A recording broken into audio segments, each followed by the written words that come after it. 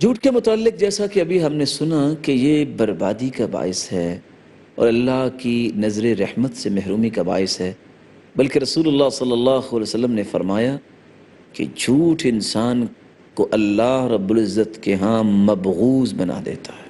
ثلاثۃ لا يكلمهم اللہ ولا ينظر الیہم یوم القیامہ ولا یزکیہم، تین ایسے بدبخت ہیں کہ اللہ رب العزت ان پہ بڑے غضبناک ہوں گے، اور وہ تینوں میں سے آپ صلی اللہ علیہ وسلم نے فرمایا ملک کذاب وعائل مستکبر وشیخ زان۔ اب ان تینوں پہ غور کرنے کی بات ہے۔ لوگ جھوٹ تو بولتے ہیں کہ ہمیں کچھ ملے، جس کو بادشاہت مل گئی ہے اسے کچھ اور چاہیے۔ بادشاہ جو جھوٹ بولتا ہے اس کے لیے سبب نہیں ہے جھوٹ بولنے کا۔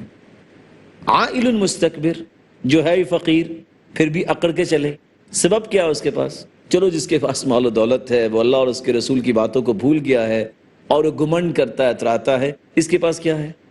وشیخ زان، ایک بوڑھا انسان ہے پھر بھی وہ بدکاری کرتا ہے، اس کے پاس داعیہ تو نہیں ہے۔ نوجوان اگر اپنی جوانی کو نہیں سنبھالتا، اللہ کا خوف نہیں اس میں ہوتا، تو وہ اس طرح کی برائیوں میں ملوث ہو جاتا ہے۔ یہاں تینوں لوگ ایسے مبغوض ہیں اللہ کے ہاں جن کے پاس سبب نہیں تھا لیکن انہوں نے اس گناہ کو اختیار کر لیا۔ ملک کذاب، جھوٹا بادشاہ۔ اب اس کو جھوٹ بولنے کی آخر ضرورت کیا ہے؟ بادشاہی اس کے پاس، اور بادشاہوں کا کر و فر اس کے پاس، اور بادشاہوں کا پروٹوکول اس کے پاس، اور کیا کچھ نہیں۔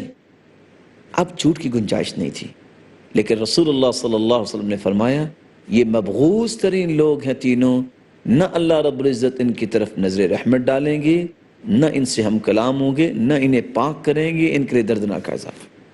بلکہ رسول اللہ صلی اللہ علیہ وسلم نے تو یہ سمجھا دیا ہے کہ جھوٹ ایسی مصیبت ہے کہ اگر انسان اس پہ اپنی عادت بنا لے تو انسان آنکھیں بند کرتا ہے تو قبر میں ہی پھنس جائے گا۔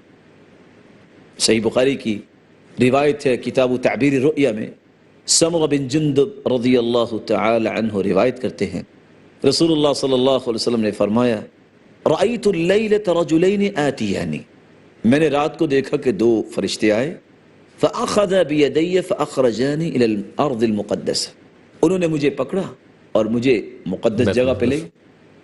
میں نے کیا دیکھا؟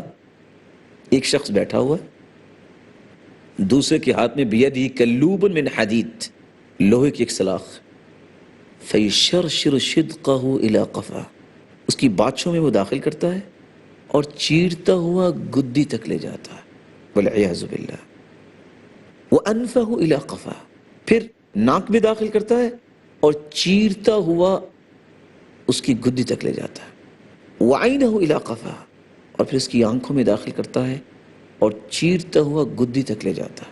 میں نے پوچھا من ھذا، جبریل یہ کون ہے؟ جواب ملا یہ وہ جھوٹا انسان ہے جو ایسا جھوٹ بولتا جو پوری دنیا میں پھیل جاتا۔ بالفاظ دیگر آپ کہہ سکتے ہیں کہ اخبار کا جھوٹ، میڈیا کا جھوٹ، انٹرنیٹ کا جھوٹ، ریڈیو ٹیلی ویژن کا جھوٹ، یہ ایک ایسا جھوٹ ہے جو قبر میں انسان کو پھنسا دے گا۔ اور آگے لفظ کیا ہے؟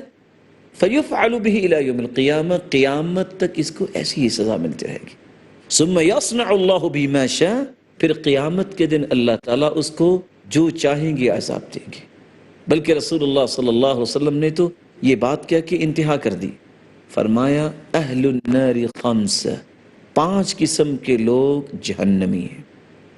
پہلے خائن کا تذکرہ کیا، پھر اس شخص کا تذکرہ کیا جو آپ کے ساتھ چلتا پھرتا ہے لیکن آپ کے گھر والوں کے معاملے میں دھوکہ کرتا ہے، چلتا آپ کے ساتھ ہے لیکن اس کی نظر یہ ہے کہ میں اس کے گھر والوں کو خراب کروں گا یا ان کے ساتھ خیانت کا برتاؤ کروں گا۔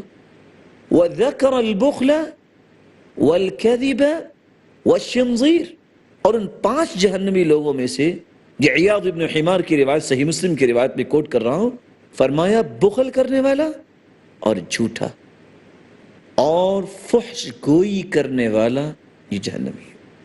اور میں یہ سمجھتا ہوں کہ اگر اتنی بڑی روایات سننے کے بعد بھی اگر انسان جھوٹ پہ جرأت کرتا ہے تو لقمان حکیم والی بات ہے، انہوں نے کہا تھا بیٹا اگر گناہ کو جی چاہے تو کر لینا، لیکن اتنا کرنا جتنی سزا سہنے کی تیرے اندر طاقت ہے۔